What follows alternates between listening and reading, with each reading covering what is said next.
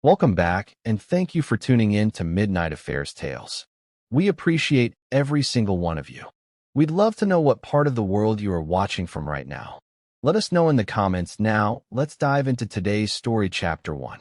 The wheels screeched as the C-130 landed at Fort Cavazos. Staff Sergeant Cole Maddox felt the jolt in his spine before the engines even died.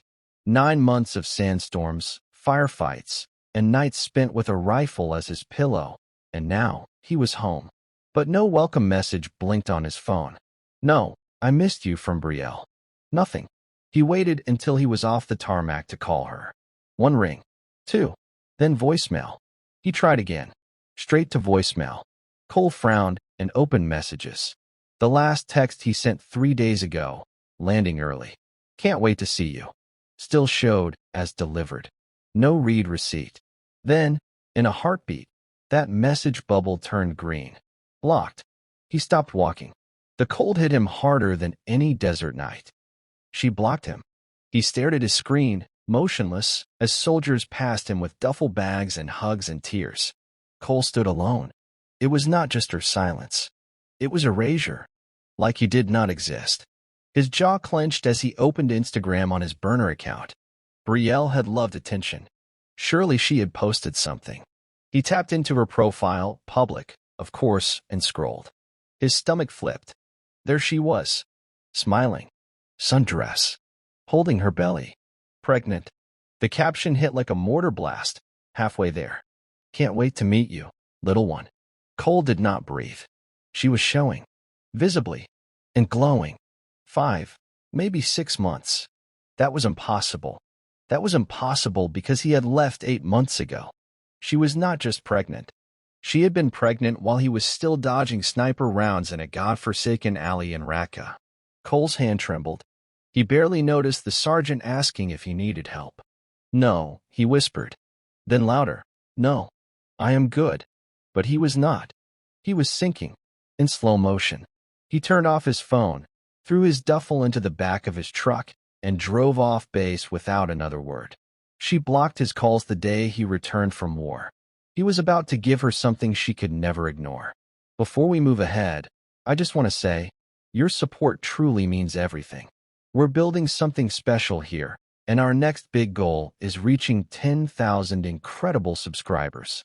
If you're feeling the emotions in these stories, imagine what's still to come.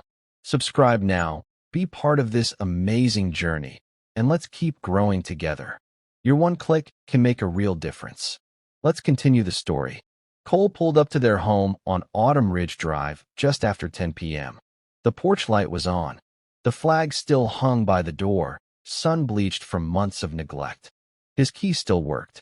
Inside, it was too clean, spotless, decorated, but not for him. The scent of vanilla candles hit him like a memory and like a lie. He used to love that smell. Now it felt like cover-up. He walked into the kitchen. There were baby bottles sterilized in a rack. A printed baby shower invitation sat on the island counter next to a diaper cake. It was scheduled for Saturday. She had not even tried to hide it. He opened the fridge. Bottled water, kale smoothies, and a half-eaten cheesecake labeled Tucker's. He froze. That name again. He had seen it in the Instagram comments. "You are glowing, Brielle." Tucker is a lucky guy. His hands tightened into fists. He opened the bedroom door. Her side of the bed was perfectly made. His was still untouched, just as he had left it. A photo frame lay face down on the nightstand. He picked it up. It was their wedding photo. Cracked. "Right," he muttered. "Guess I am just a ghost now." He moved to the drawer. His letters from overseas were still there, every one unopened, neatly stacked like they were waiting to be thrown out. That night, he sat on the edge of the bed, staring at nothing. He did not cry. He did not scream. He planned. Thursday morning, Cole stood at the courthouse with his attorney, JAG Officer Liam Boone. "You are sure you want to serve her there?" Boone asked, tapping the file. "Yes," Cole said. "I want her to open it in front of everyone. The fake friends. Her mother. Her new boyfriend. The works." Boone paused, then nodded. "We can make it happen. I will schedule the process server for 2 p.m., right in the middle of the baby shower toast." Cole gritted his teeth. Perfect. By Friday, he had compiled everything. The Instagram screenshots, credit card charges, photos from their neighbor's security cam, Brielle and Tucker kissing on the porch just weeks after Cole deployed. It was not just infidelity. It was betrayal deep enough to make your bones ache. He sent one copy to his lawyer, another to Brielle's church pastor, and one, anonymously, to Tucker himself. The message read, "Ask her who Staff Sergeant Cole Maddox is. Ask her why she blocked him the day he came home." Cole did not need to make a scene. He just needed the truth to show up wearing its Sunday best. And come Saturday it would. Because when she opened those papers, at her baby shower, surrounded by cake, streamers, and lies, everything would explode. And he would not need to raise his voice. He would just watch it all burn. Tucker Barnes was not hard to find. Cole did not even need a private investigator. Not yet. Just one night of scrolling through Brielle's tagged photos and comments. And there he was, shirtless, tattooed, kneeling in front of her belly with his hands making a heart over her stomach. His bio read, Dad X3, HVAC Tech, Houston Strong. Cole sat in his truck, phone in hand, reading every comment under their pictures. Most were from Brielle's followers. Women she had called friends back when she and Cole were still together. "You two are perfect together. He is going to be an amazing dad. Brielle, you deserve this happiness." His hands curled around the steering wheel until his knuckles went white. Deserve? He switched tabs and pulled up Tucker's business page. Barnes Heating and Air. Over 50 reviews. One link led to a Yelp profile with a blurred-out home address, Far West Side, not 10 miles from where Cole and Brielle had lived. She had never mentioned him. Never posted while Cole was home. Not even once. Cole opened a notes app and started typing, building a timeline. Dates, images, receipts, gas station logs from her credit card. She had been seeing Tucker at least 3 months before Cole even deployed. He remembered it clearly now. She was cold that last week. Said she was just tired. Tired? No, she was cheating. And Tucker? Tucker had no idea Brielle was married. Cole's phone buzzed. A new Instagram story. He tapped. It was Brielle, smiling wide, filming herself opening a box of baby clothes. Tucker's voice in the background. "Our little prince is going to look sharp." Cole stared. Cold. Expressionless. He screen recorded it. Not for evidence. Just to remember the moment everything finally snapped inside him. That night, Cole pulled out the box. He had written to her every single week during deployment. Handwritten letters. Ink on paper. Pages of sand-covered thoughts, of hope, of fear, of longing. He had sealed each one and mailed it from bases that barely had running water. And she had saved them, unopened. He sat cross-legged on the hardwood floor, the box in front of him. One by one, he lifted each envelope. His handwriting. Neat. Proud. Hopeful. He slit the first one open. "Hey, Bree. Another dust storm rolled in today. Feels like I have been living inside a sandblaster. But I saw this kid smile when we handed out water. Made me think of you. Made me think of what we are building. Miss you like air." Cole folded the letter. Set it down. Opened another. "Bree, I had a dream you were holding our baby. Maybe it means something." He stopped. She had already begun building that life, with someone else. Cole looked around the room. Their photos still hung on the wall. Wedding shots. A vacation in Colorado. Her smiling at the summit. He walked to the fireplace. Stacked the letters. One match. A flick. They caught quick. He did not watch them burn. He just turned and walked out. He had done his part. Now it was time to end hers.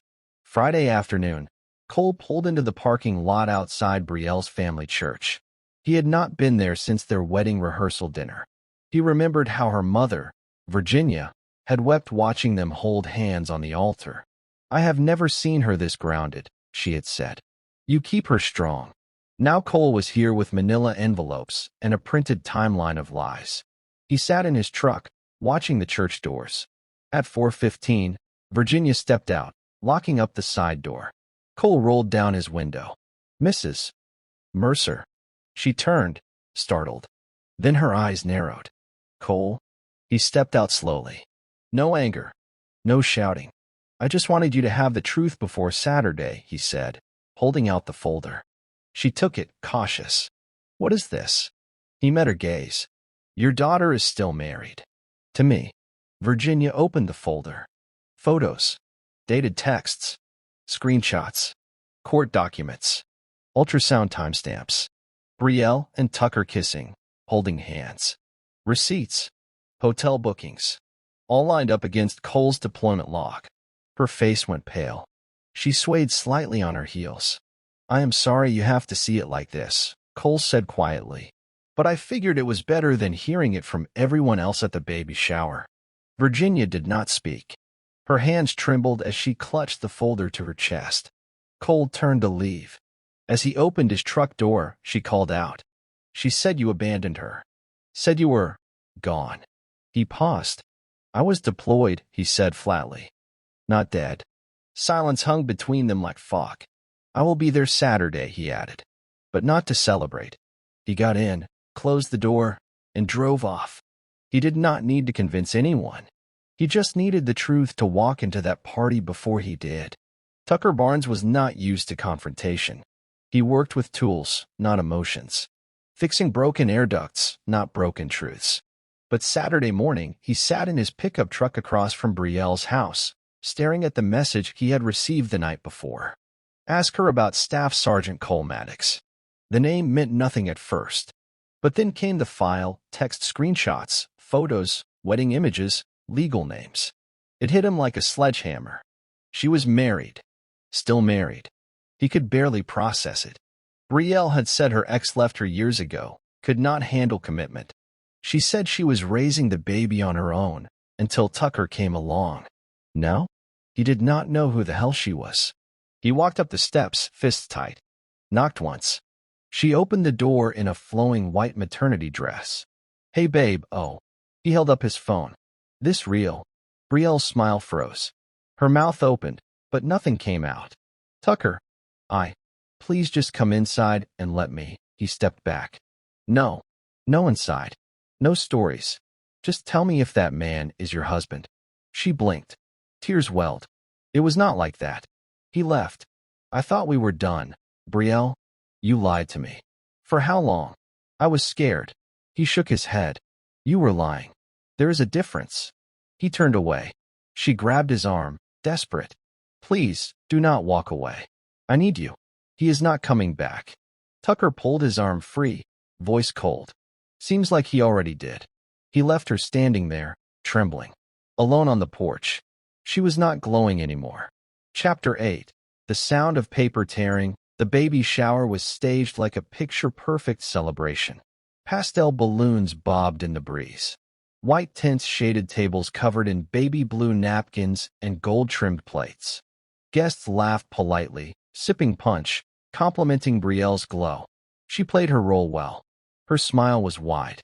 Her dress hugged her bump just enough. But her eyes were searching. Every glance over her shoulder felt too long, too nervous. Her mother had barely spoken to her since arriving. At 1:58 p.m., the caterer brought out the 3-tier cake. Welcome baby Jackson. It read in blue icing.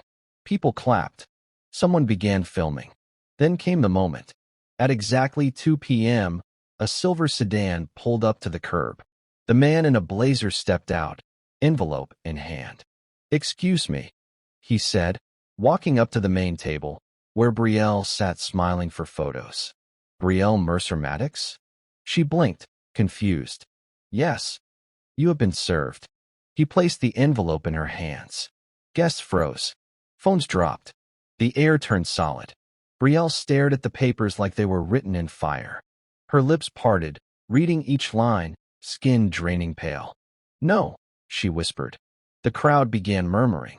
Her best friend leaned in. What is going on? Brielle stood up too fast, chair toppling. He is doing this here? Now. Her mother took one look at the papers and stepped away, hands raised. I told you, she said bitterly. I warned you. And now you have ruined everything. Brielle looked around. Every smiling face now watched in shock, curiosity, judgment. She was alone, humiliated. She dropped the envelope, but the sound it made, light as it was, hit like thunder. Cole did not walk into the party. He watched from the street, windows tinted, engine humming.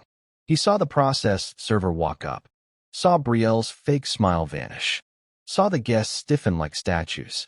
And he saw Tucker, standing far back near the fence, arms crossed, eyes locked on her.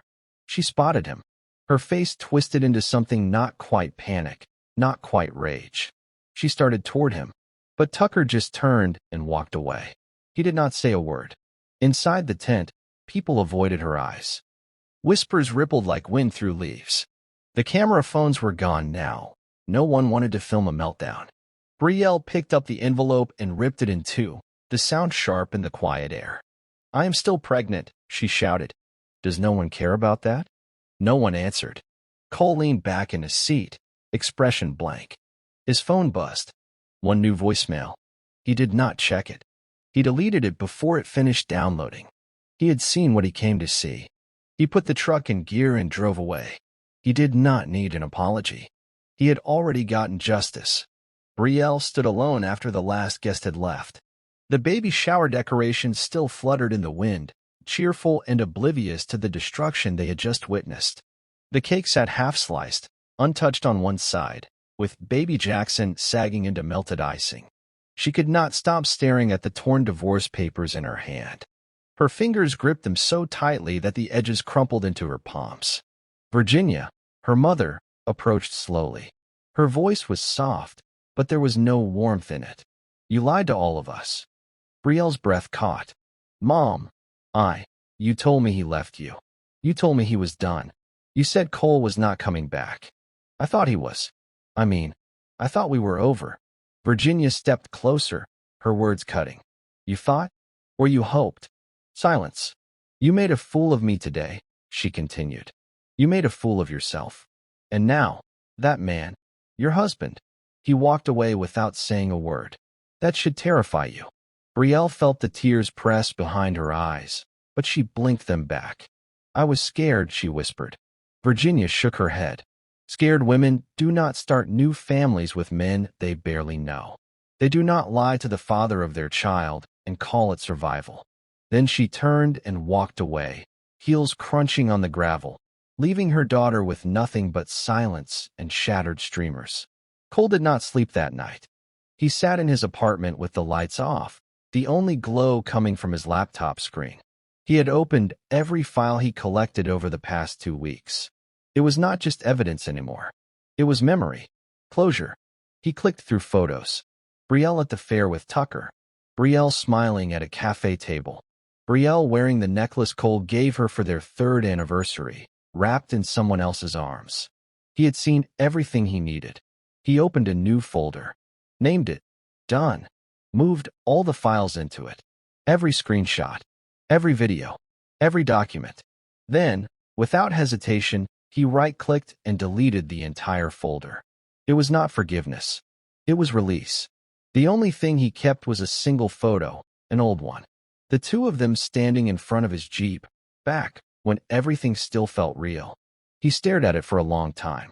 Then he folded it, slid it into a drawer, and closed it. For good. His phone buzzed again. Another voicemail. He did not listen. This one, like the others, ended the same way. "Please, Cole. I made a mistake. Please." He stared at the screen until it stopped ringing. Then he turned the phone off. Not silent. Off. 3 days later, Brielle sat in the pediatrician's office alone. She wore oversized sunglasses, though there was no sun. Her makeup was clean, her hair perfect, but her expression? Empty. She had called him 3 times this morning. No answer. She had texted him once. "I just want to talk. Please." Nothing came back. The nurse came in with a clipboard. "Miss Mercer?" She looked up. "Yes. Can I confirm the father's name for the birth certificate filing?" Brielle paused. She wanted to lie. She wanted to say Tucker Barnes and erase the shame. But she could not. "Leave it blank," she said softly. The nurse looked at her with a slight hesitation, nodded, and walked out. In the reflection of the office window, Brielle caught her own face. She did not look like a mother glowing with pride. She looked like a thief who had stolen something even she could not keep. A stolen smile. a broken lie, and a future no one wanted to claim. Cole stood inside the house he used to call home. He had come to collect his things. That was it. But the silence wrapped around him like fog. The air felt wrong. The pictures were gone from the walls, but the nails still stuck out like ghosts. Her favorite vase was shattered in the corner. Her side of the bed looked slept in, too neat to be real, too empty to be hers. He walked to the closet. Half of his clothes were untouched, still pressed, still hanging. She had not moved on, not really. She had just moved sideways, into a lie. He reached for the box under the bed. His things. Photos from boot camp. A watch his father gave him. Letters from a time before war carved itself into his bones. On top of the pile was a note in Brielle's handwriting. If you find this, please talk to me. He did not tear it up. He folded it.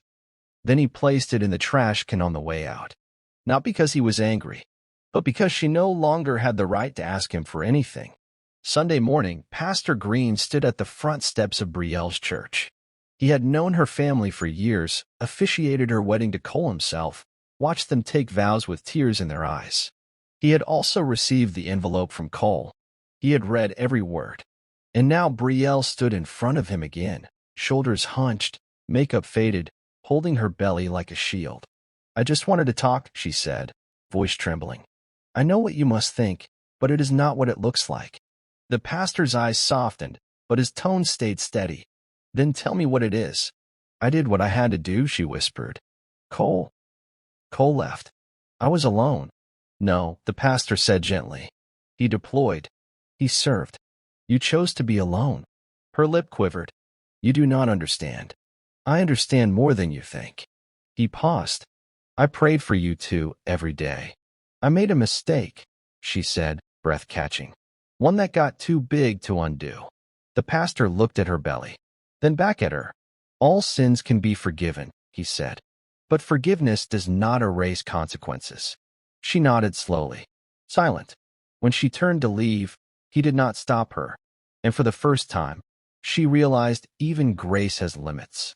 Cole sat at the coffee shop window, nursing a black coffee he had barely touched. Across the street, Brielle walked out of the church, shoulders drawn tight, eyes red. She did not see him, but he saw everything.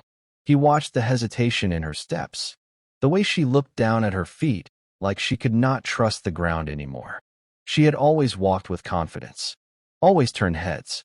Now, she looked like someone who finally understood the weight of her own choices.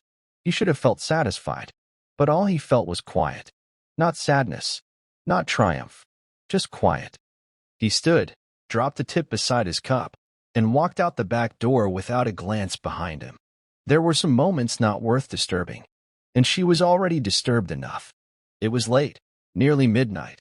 Cole sat on the balcony of his new apartment, staring out over the quiet streets of Austin. The city felt like a reset, no memories, no ghosts, just clean pavement and unfamiliar faces. His phone buzzed again.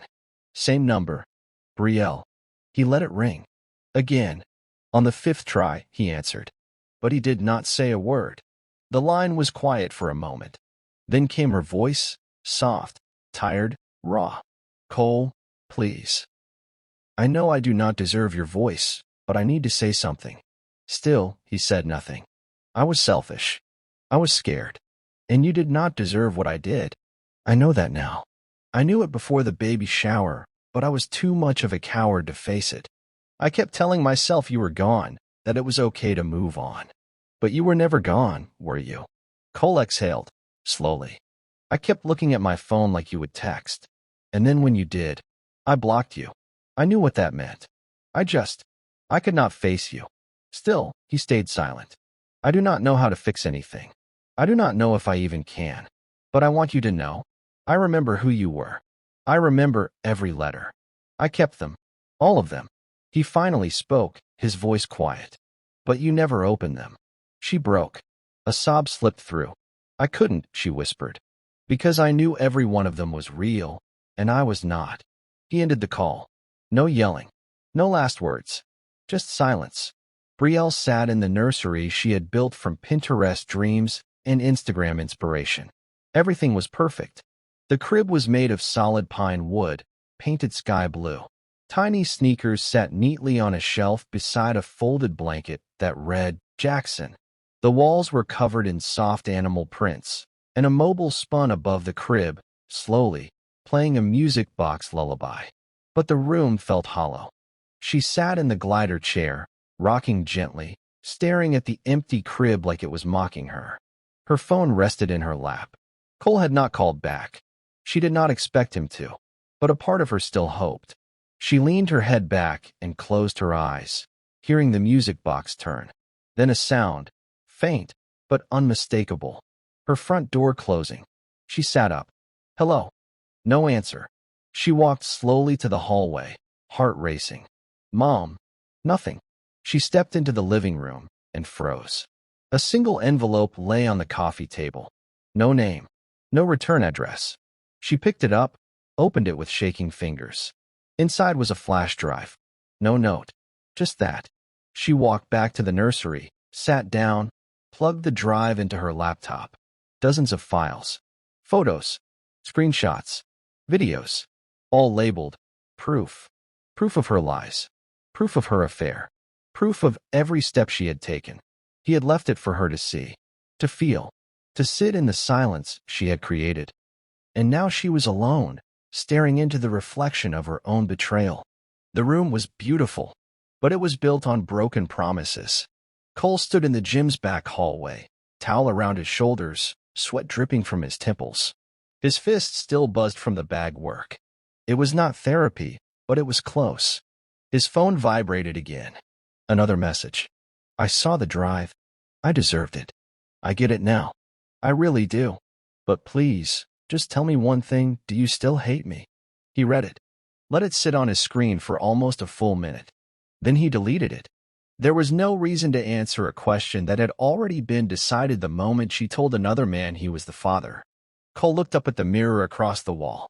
He hardly recognized himself anymore. Not because of the weight loss or the scars or the dead expression behind his eyes, but because he had stopped waiting to feel whole again. He was not waiting for closure. He was becoming it. Outside, the air was cool. A breeze cut across the parking lot as he unlocked his truck and climbed in. As he pulled away, the radio played something slow, nostalgic, full of regret. He turned it off. He had heard enough sad songs for one lifetime. Tucker sat on the edge of his brother's couch, staring at the wall like it owed him answers. He had not gone back to Brielle's place. Not since the baby shower. Not since the name Cole Maddox had detonated his trust. He had been lied to before, but not like this. Not while planning diapers and cribs and a name for a child that might not even be his. That was the question that clawed at him now. Was it his? He remembered the day Brielle told him she was pregnant. The tears, the shaking hands, that I did not think this could happen. He had believed her. All of it. Now he was not sure she even knew who the father was. His phone buzzed. It was her again. I need to talk. Just 5 minutes. I swear I will tell you everything. He stared at it, unmoved. Then, almost without thinking, he called his lawyer. I need a paternity test, he said. Urgent. And confidential. Because the truth had a price, and he was done paying interest on someone else's lies. The envelope was thin. Tucker held it in both hands, sitting alone in the parking lot of the clinic. His name was printed in bold. Inside, one answer. One line. He knew what it would say. He opened it anyway. Probability of paternity, 0.00%. He sat perfectly still. No sound. No reaction. Just stillness. Then he laughed, a bitter, cracked laugh that came out of his chest like smoke. Not because it was funny, but because it was all so painfully predictable. She had told him the baby was his. And now? It was nobody's. Or worse, it was Cole's. His hands trembled as he folded the letter and shoved it in the glove box. He started the truck and drove without a destination. He just needed to move, because everything around him had stopped making sense. Cole was at the Veterans Center when the message came in. It was not from Brielle. It was from Tucker. The text was short. No greetings. No apology. Just, I took the test. It is not mine. You might want to confirm if it is yours. Cole read it twice. Then a third time. He did not respond. Instead, he stood, walked into the counselor's office, and sat down. "I need to schedule a DNA test," he said, his voice steady but flat. "For custody?" the counselor asked gently. "No," Cole replied. "For clarity." That night, he pulled out the last letter he had written to Brielle, one he had never mailed. It said, "I would have been a good father. I would have given everything. You did not break a promise. You broke a future." He burned it in the kitchen sink. No rage. No tears. Just fire. Because some truths were not meant to be mailed. They were meant to be buried. It had been weeks since the baby shower. Brielle barely left the house anymore. But diapers did not deliver themselves, and today she had no choice. The grocery store was quiet. A weekday morning lull. She walked slowly through the baby aisle, eyes scanning rows of formula and wipes, pretending her life was not unraveling. She was almost at the checkout when she heard it. That's her. Two women, mid-30s, pretending to look at cereal. That's the girl who got served at her own baby shower. My cousin was there. Brielle froze. Her fingers tightened around the card handle. Cheated on her husband while he was deployed. The nerve, she turned the corner, trying to escape the whisper storm. But they were not whispers anymore. They were echoes. She could feel eyes. Judging. Tearing. Not because they cared about Cole, but because she had been caught. By the time she reached the parking lot, her heart was pounding. Her hands were shaking as she tossed the bags into the trunk. She sat in the driver's seat and looked in the mirror. Mascara perfect. Lip gloss untouched. But her eyes? Exhausted. Because no matter how many times she tried to explain herself to her mother, her friends, her reflection, the story was already written. She had become the cautionary tale in a town that never forgot. Cole stared at the small white box on his kitchen counter. His name printed neatly on top. No logos. Just clean, clinical text. Inside, a cotton swab, a return envelope, and instructions that felt heavier than any deployment briefing. He read them slowly. Twice. Take the sample. Seal it. Send it in. Simple. But nothing about it felt simple. He sat at the table, turning the swab between his fingers like it was a loaded weapon. The question haunted him. What if it is mine? Would that change anything? Would he step back into that chaos just for the child? He closed his eyes and remembered the nights he had imagined coming home to a baby's laughter, a small hand gripping his finger, a crib beside their bed. He had wanted that. He had been ready. Now it felt like that future had been stolen and sold to the highest bidder. He swabbed his cheek, sealed the envelope, dropped it off at the post office without a word. And as the box slid into the slot, he whispered under his breath, "No matter what this says, I am not going back." Brielle sat across from Virginia at the kitchen table, same spot she had eaten pancakes every Sunday growing up. But today there was no syrup, no laughter, just truth. "I need help," Brielle said softly. Virginia did not blink. "You needed help before you ruined your marriage." "I made a mistake." "No. A mistake is burning dinner. What you did was a betrayal." Brielle looked down. "I cannot do this alone," she whispered. "I do not have the money. Tucker's gone. Cole will not even speak to me. I need someone." Virginia folded her hands. "I will help you raise this child," she said. "But on one condition." Brielle looked up. "You stop chasing Cole. Completely. No calls. No texts. No messages. You cut the fantasy and face the life you built." Brielle's lip trembled. "But what if he is not," Virginia snapped. "And even if he were, he is gone. And you need to stop expecting a man you buried to dig you out." Silence. Only the sound of the fridge humming. Brielle nodded slowly. "Okay," she said. It was the first time she had said it without lying.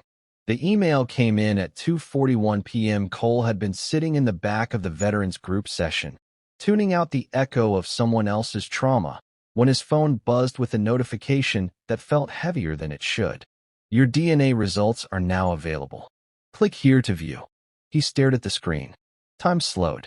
His hand hovered over the screen for a moment, then finally tapped. The page loaded. Result: not the biological father. Probability: 0%. Cole did not react. Not at first.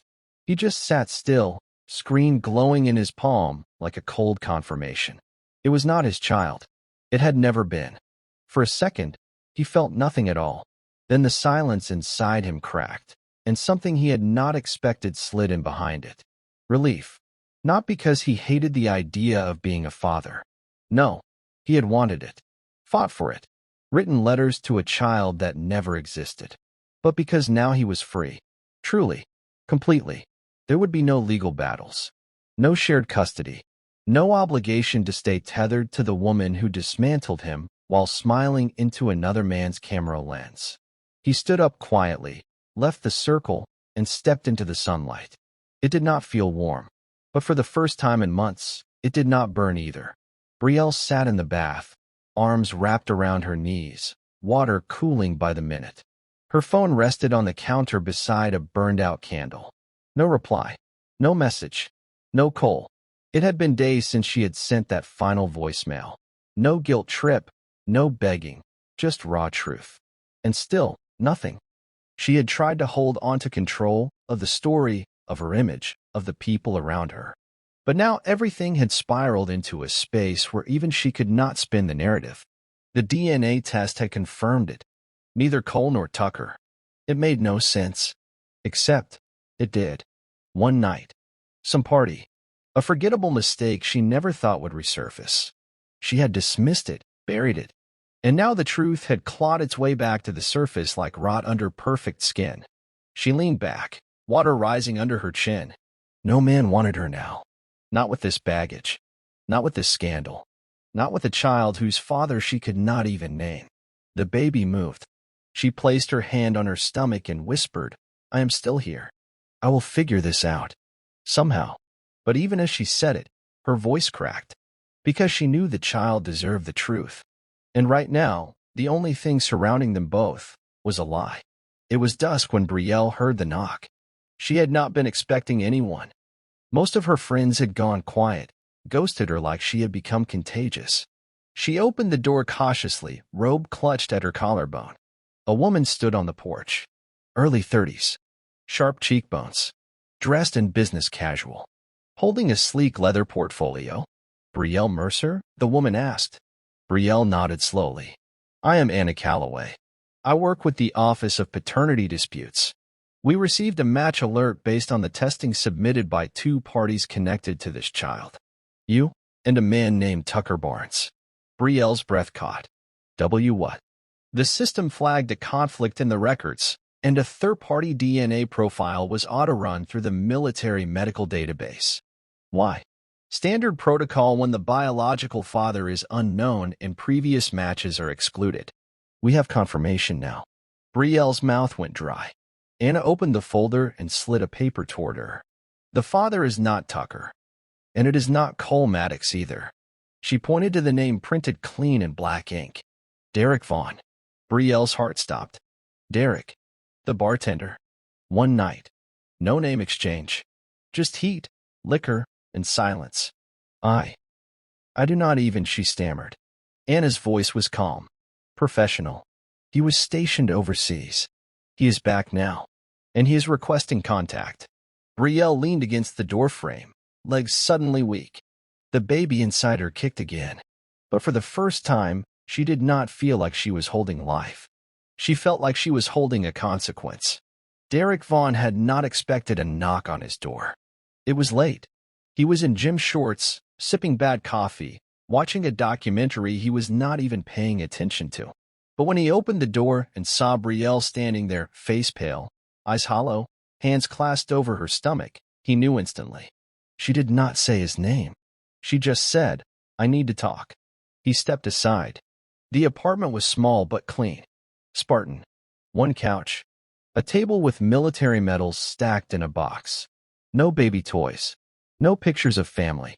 She sat across from him, back straight, trying to hold some semblance of pride. "I did not know it was you," she said, barely above a whisper. Derek nodded. "They sent me the file." Her hands trembled. "I did not come here to trap you or ask for anything."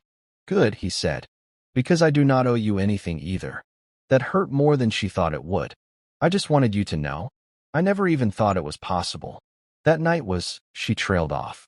A mistake, he finished for her. Yeah, I got that. Silence stretched between them.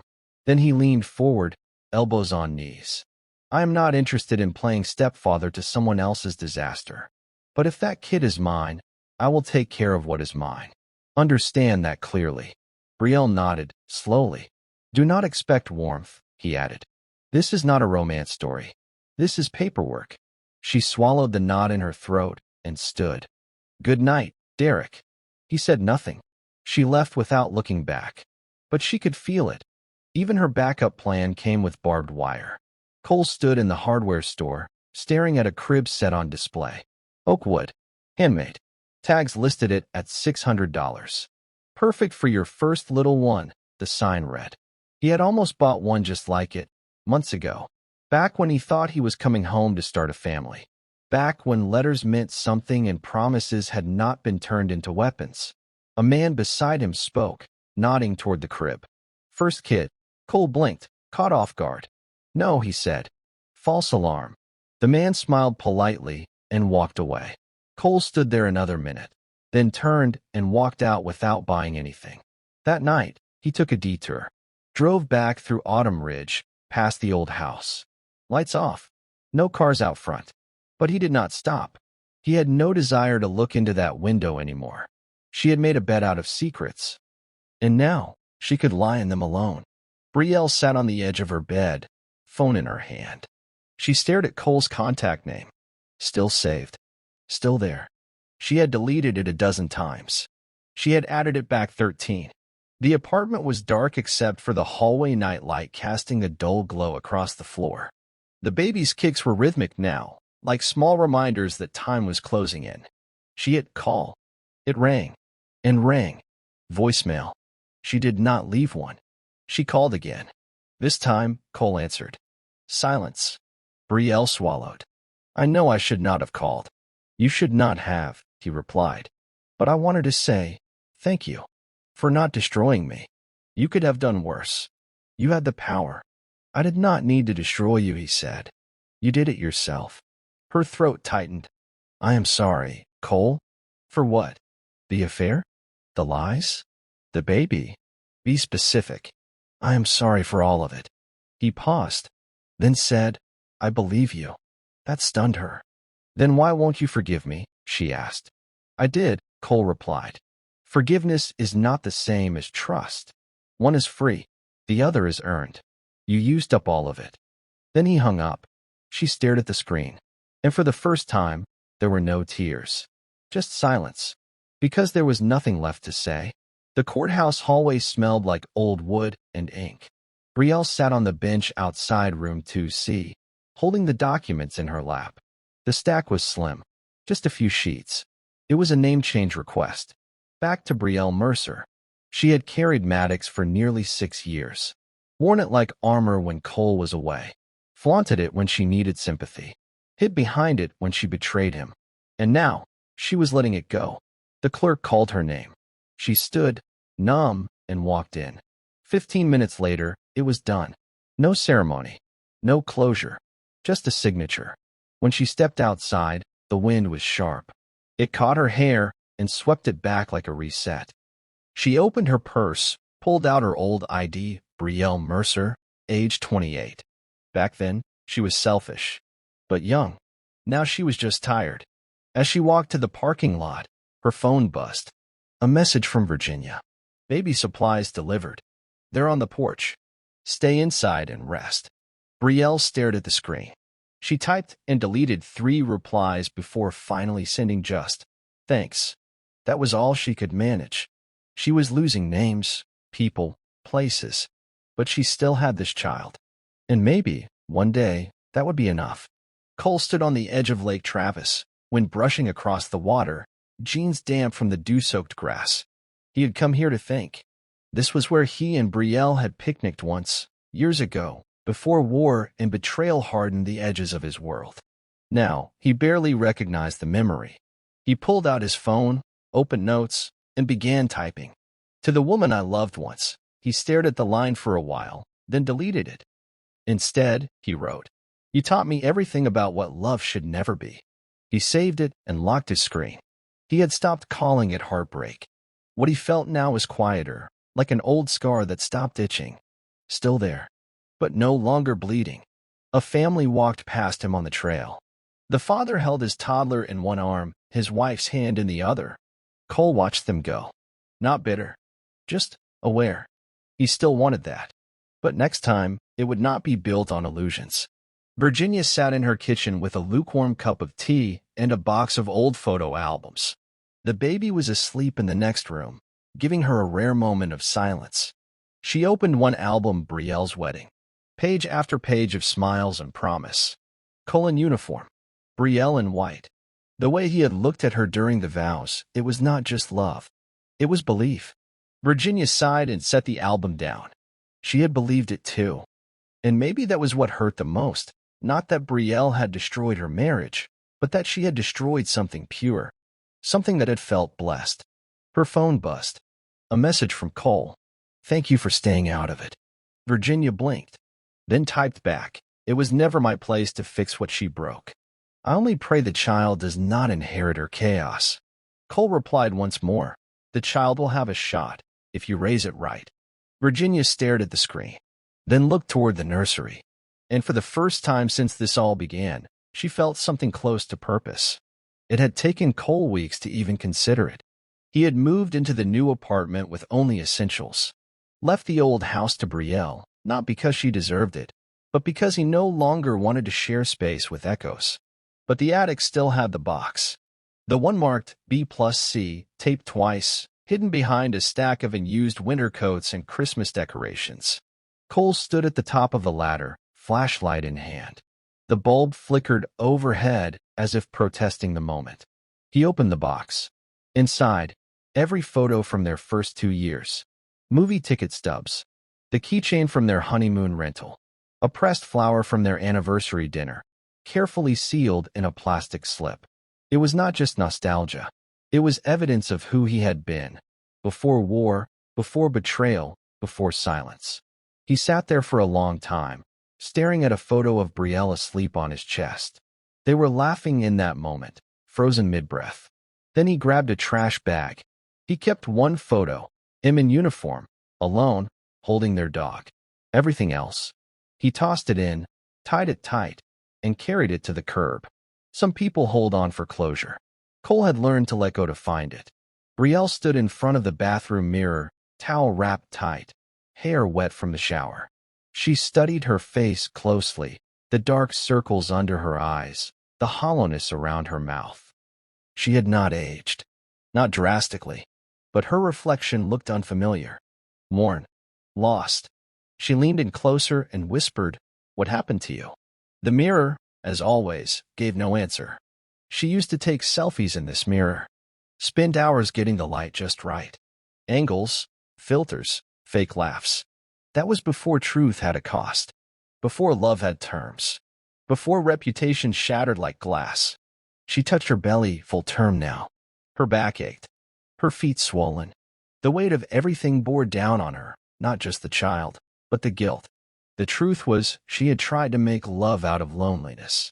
And now, all she had left was responsibility and regret. She picked up her phone, scrolled through her contacts, paused on Derek Vaughn, then put it down again. Because some people were not made to be called twice. Cole stepped into the old diner where he and Brielle had shared their first date. He was not here for nostalgia. He was here for confirmation. His old friend Marcus, who worked the evening shift, had seen her weeks ago. Pregnant. Nervous. Meeting with a lawyer. Marcus slid into the booth across from him. "You still keeping tabs?" Cole nodded. "Not for me. For peace of mind." Marcus chuckled, shaking his head. "Man, I gotta say, this story? No one would believe it if I told them." "Baby." Another guy. "Divorce at a baby shower." Cole smiled. "Barely." "Yeah. Wild. You good, though?" Cole looked out the window. "Better than I have been in a long time." Marcus leaned in. "You know, if she ever tries to come back, she will not." Cole interrupted. "And if she does?" "I won't answer." He left cash on the table. No food ordered. Just truth exchanged. And as he stepped into the night air, Cole realized something strange. For the first time, the past felt small. He was not dragging it anymore. He was walking past it. The hospital room smelled like antiseptic and fear. Brielle lay on the bed, sweat soaking her forehead, breath ragged as the doctor spoke calmly. Deep breaths. He's almost here. Virginia stood beside her, holding her hand. Her grip was firm, but her eyes were distant. No partner stood on the other side. No father pacing the floor. Just sterile machines and the clock ticking louder than it should. When the baby arrived, the doctor lifted him gently. A cry. Loud. Sharp. Alive. Brielle turned her head, eyes wide. Is he okay? He's perfect, the nurse said, wrapping him in a blue blanket. They handed her the child, and something in her face cracked wide open. She stared at him, this small, red-faced miracle. He blinked once, then yawned. And Brielle whispered, I'm sorry. She did not even know who the apology was for. The child. Cole. The woman she used to be. All of them. The moment should have felt joyful. Instead, it felt like a clean slate and a heavy debt. Virginia sat down quietly beside her. Now the real work begins, she said. Brielle nodded, tears falling silently. Because this time, there were no more illusions left to hide behind. Just her. And a baby who did not ask for any of this. The nurse looked up from her clipboard. Are you ready to list the father on the birth certificate? Brielle paused. Her fingers hovered above the pin. Derek Vaughn had not shown up. No call. No text. Not even a voicemail. She had sent him the message. He is born. You can meet him whenever you are ready. That was 5 days ago. Nothing. She wrote her own name and left the father section blank. The nurse hesitated. Are you sure? Yes, Brielle said, her voice thin but firm. There is no one else. When the nurse walked away, Brielle glanced down at her son, small, sleeping, unaware. He had her nose. But everything else? Unknown. She reached over and touched his hand.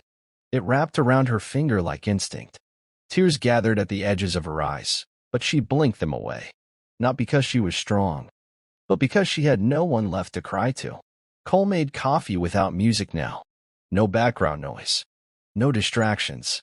His mornings were slow, deliberate. This time last year, he would be doing push-ups in the garage or writing a letter to Brielle before chow time. Now, he was just still. And strangely, it felt right. He opened the fridge, grabbed almond milk, and caught his reflection in the stainless steel door. Short hair. Softer eyes. More muscle. Less noise in the soul. His phone buzzed. A message from a fellow veteran. Group hike this weekend. You in? He stared at it. Then typed back. Yeah, I'll bring snacks. It was nothing monumental, but it was something. And lately, Cole had learned that peace did not arrive like lightning. It arrived like this. Quiet. One small yes at a time. The hospital discharged Brielle on a rainy morning. She held the baby in his carrier, one diaper bag slung over her shoulder, her jacket soaked. No one came to pick her up. Virginia had stayed at home. Said she needed rest. Said Brielle had to learn how to do this without help eventually. She ordered a rideshare and climbed into the back seat without saying a word. The driver, a woman in her 50s, glanced at the baby, smiled. First one. Brielle nodded. Yes. He is beautiful. Thank you, Brielle said softly, clutching the carrier tighter. The ride home was silent except for the rain tapping on the windows. When they pulled into the apartment complex, the driver said, Do you need help bringing stuff in? Brielle shook her head. No. I have it. She paid, stepped out, and carried everything up the stairs herself. By the time she reached the door, her arms were shaking. But she never asked for help, because now she knew this was the life she chose. And every step was hers to carry. The nursery was quiet. The walls were still painted a soft gray-blue, but the animal stickers had started to peel at the corners. The crib creaked every time Brielle leaned over it. She had tried to keep it all perfect, but something about the silence made it feel unfinished. She sat down beside the crib, holding a baby bottle in one hand, phone in the other. Scrolling. An ad popped up. Custom nursery name signs. Hang your baby's name with pride. She stared at the screen for a long time. She had not named him yet. Not legally. On paper, he was just Baby Mercer. Because no name had felt right. No name had felt earned. She looked at him. Sleepy, calm, innocent, and finally whispered, Kaelin. It meant warrior in Gaelic. She had looked it up during her second trimester, thinking it was too strong for a baby. Now it felt right. She stood, walked to the whiteboard hanging by the crib, and wrote it in thick black marker, Kaelin. For the first time since he was born, the room felt like his. And maybe, just maybe, like hers too. Derek Vaughn opened the email at 11:47 p.m. His apartment was dark except for the soft blue glow of his laptop. The message was from the hospital. Subject, confirmation of live birth, patient, Brielle Mercer attached, a photo of the baby. Born healthy. No complications. No listed father on the certificate. He stared at the picture for a long time. The child had his chin, his ears. Derek closed the laptop. He did not delete the email, but he did not reply either. He had made his decision weeks ago. This was not his war, not his future. The one night had not been a promise, it had been a moment. And that moment was over. He stood by the window, looking out across the city skyline. A man could serve his country. A man could sleep with a woman. But fatherhood? That took something more. And Derek had nothing left to give. The baby cried at 2:18 a.m. Then again at 3:42. By 4:15, Brielle sat on the floor of the nursery, back against the crib, rocking slowly with Kaelin in her arms. He would not sleep. His face was red. His cries full-throated and endless. She had tried everything, feeding, changing, singing. Nothing worked. Her eyes were swollen. Her body ached. And her spirit was thinning like smoke. She whispered, Please, just sleep. Kaelin cried harder. She rocked faster, holding him tighter, panic clawing at her chest. Then she broke. The tears came fast, silent. Not just from exhaustion, but from shame. She had done this. Built this life on deception, chased temporary warmth, ignored the man who would have stayed, and now she was here, begging a baby for mercy. By 5 a.m., he finally drifted off. She placed him in the crib with trembling hands and sat on the floor, staring at the ceiling. And for the first time since he was born, she said the words out loud, I am not ready. Cole stood on the edge of a cliff trail in the Colorado backcountry, 3 hours into a veteran's hike. Below him, the forest stretched endlessly. Wind cut through the trees, clean and sharp. His guide, a Navy vet named Logan, sat on a boulder nearby, sipping water. You always look like you were thinking about war, Logan said casually. Cole smiled faintly. Not anymore. Divorce. Cole chuckled. Not anymore. Logan raised an eyebrow. So what is left? Cole scanned the horizon. Life, I guess. Logan nodded. Funny how peace feels weird at first. They sat in silence, the kind that was not awkward, but earned. Cole had not thought about Brielle in days. Not with anger. Not even with sadness. Just not at all.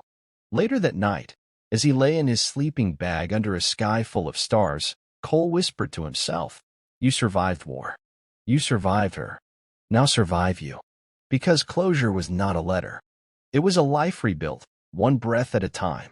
The apartment was quiet except for the soft hum of the baby monitor. Kaelin had finally fallen asleep, curled like a comma in his crib, the blanket rising and falling with his tiny breaths. Brielle sat at the kitchen table, a pen in one hand, a blank sheet of paper in the other. She had no one left to call, but there were still words in her. Words she had never spoken. Words Cole would never hear. So she began to write. Cole, you were the only man who ever looked at me like I was more than my surface. I ruined that. I destroyed something people spend a lifetime praying for. I wanted freedom, but I chose recklessness. And the truth is, I do not even know what I was running from. You deserved loyalty. I gave you lies. You deserved peace. I handed you chaos. But this boy, this little life, I swear to you, I will raise him to never treat love like I did. I do not expect forgiveness. I just needed you to know you were never the mistake. I was. She stared at the final line for a long time. Her hands trembled slightly as she folded the letter. Then she opened the drawer, placed it inside, and closed it. She never mailed it. Some apologies are meant to stay in the dark. The neighborhood looked the same. Cole had no plans to stop, but curiosity was a force harder than gravity sometimes. He drove slow past the house he once called home.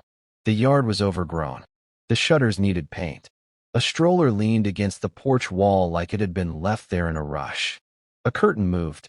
He did not look. Not fully, but he felt it. The past watching him. He turned the corner without pausing. There was nothing left in that house for him. No promises. No photographs. No weight. Just drywall and dust. His new home had clean walls. Clean air. Clean mornings. And that was enough. Sometimes healing is not a moment. It is a decision you make every time you choose not to turn back. Cole walked into the Veterans Center just before noon. He had come to drop off a few supplies and say hi to the new guys. Instead, the director, Janice, met him at the front with a smile. "Got a minute?" she asked. He followed her to the office. "There is a mentorship position opening up," she said. "We need someone who has been through it. Not just combat, but life. You ever think about helping guys full-time?" He paused, then smiled, genuinely.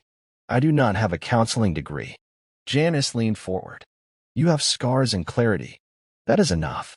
He exhaled slowly. "I will do it," he said. "I'm ready."